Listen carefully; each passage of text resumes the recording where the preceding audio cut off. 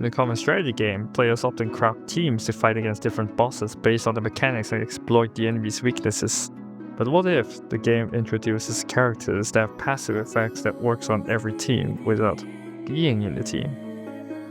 You might answer then, the strategy element of the game is gone. You just need to pull for new characters and the game gets easier bit by bit. And you'll be right. Last time I saw a global passive in a gacha game was in a game called Fortress Saga. It's an AFK arena-style game where you clear stages while defending your moving fortress. Being like that means that the game is gated by time more than characters or builds, and gives you a fuck ton of resources to easily get every character in the game to a relatively maximum power. In those games, having global passive makes sense at least. It incentivizes you to pull for everyone and try them out, and use different characters when it's suitable. But Honkai Star Rail isn't one of them.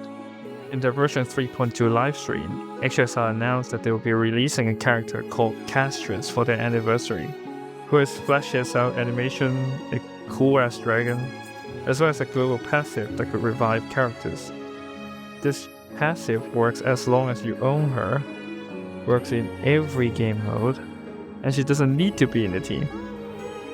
This sparked a huge controversy within the community, and needless to say, this is bad. HSR is not a game where you get every character by default with free resources. Each copy of a character costs up to $300. Castorice's passive might have been a small effect, but the precedent is set and no one knows who gets the next prize. For those who don't want to pull for a lolly with a brand new plus 10% crit damage global passive, and instead pull for someone else, are they now greedy and stupid? But there's more than this. This is the newest weapon of Hoyoverse against its own community. Now first let me explain with my own perspective. As a new player who joined in 3.0 that doesn't particularly like or hate any character, so I went for power, and everything went according to plan. I got the hurt at the start of my account. I got Link Shy as the sustain unit. I skip a Glide because I don't have Sunday. I got Tribby, skip Mighty because again I don't have Sunday, and apparently a new stronger unit is coming. For me to clear the hardest content, I need a second team, and regular units aren't gonna do the job. I need a 3.0 main DPS that does not depend on Sunday and instead wants Tribby or remembers MC more. And here I am. If I ever want to play the game properly, I will have to get Castorice, or I risk being greedy and stupid. You can see the pipeline here. Every new player that joins in 3.0, 3.1, 3.2 is basically guided to pull for Castorice. You either pull her, or you break your account. The global passive does not matter, it's just the extra tip. This is the new players camp of the community. There are obviously other camps. The casual camp, which is the largest camp, they couldn't care less. They play and spend in the game whenever they want as long as the characters are pretty. And then there's the show camp, which sucks Darwin's dick and is retarded. Those two camps will never complain. But then there are the conflicted camp and the quit camp. These two camps are similar. They both enjoyed or once enjoyed the game. They both are unsatisfied with recent developments with everything in the game. They both anticipated for either the anniversary or the Fate collab to change something. But the one thing that differentiates them are the resulting action. For the quitters, the global passive is just enough to push them out of the game. And for the stayers, they're not yet over the line. They still appreciate the game in some way, or they're just physically unable to quit the game for some reason. Notice the similarities between the two camps. Only the reasonable gamers could plan ahead and have the knowledge to know that global passive is bad in the long run. These two camps were in the same camp before Castorice. And there you have it. The gigantic scythe that is Castorice split the reasonable community into two and left them arguing with each other while Hoyo is eating good with the innocent camps. Divide and conquer. This is Hoyo's community strategy, so clearly visible in HSR for the first time. In China, Hoyo haters and reasonable players often call out Hoyoverse and call them animal husbandry. Hoyo is the shepherd and players are the sheep. They give you just enough food to be satisfied while exploiting your wool.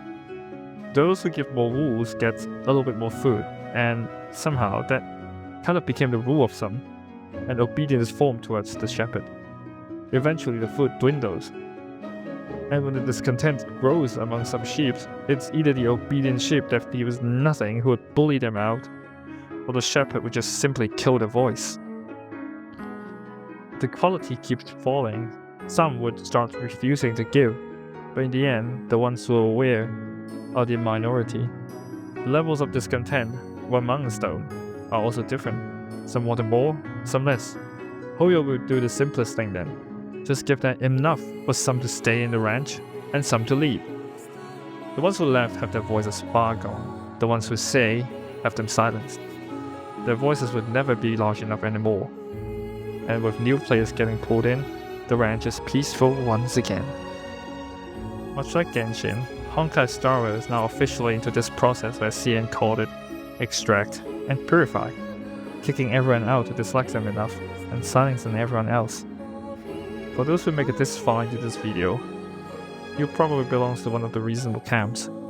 Hoyo doesn't make games for you, they make it for the casual and the stupid to exploit them and get everything they want, while offering them little treats to lure them in deep. They don't want gamers, they want praise, and you are never Hoyo's target audience. To quit or not to quit, it is your choice.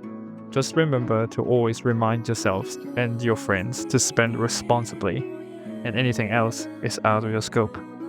If you stay, I suggest you consider the game like a plant in your room. You water it every day for a minute, and it looks pretty while it lasts, but when it withers, you just throw it away. As for content creators though, you are the biggest voices of the community, so please speak and act with the community in mind. I understand that you have different conditions in your life and in your channel, so I encourage no one to put hate on them simply because they're playing Castorice. These CCs are not your enemies, the company is. Naturally, a lot of players will own her. She will be the best-selling banner of the whole year, and CCs will have to pull her to be relatable in the future. And I draw my line here, E0S1. Claim more than that, and you're fucking retarded. Doing viewer pools, and your name shall be condemned in the pillar of shame. For others that quit this game for all those predatory practices though, you have my respect. Please stay around though, milk more videos from the shitty company and keep them accountable. As for me, I don't really actually care about the game. I care about the community. And Hoyoverse is a cancer. So I'm actually gonna pull her 100% because I support every decision that Hoyo makes to burn their game down. I was actually quite sad when ZZ got good, but I'm sure they'll fuck up in somewhere soon enough. I'll follow everything they do, and I'll be the front row watching when things fall apart.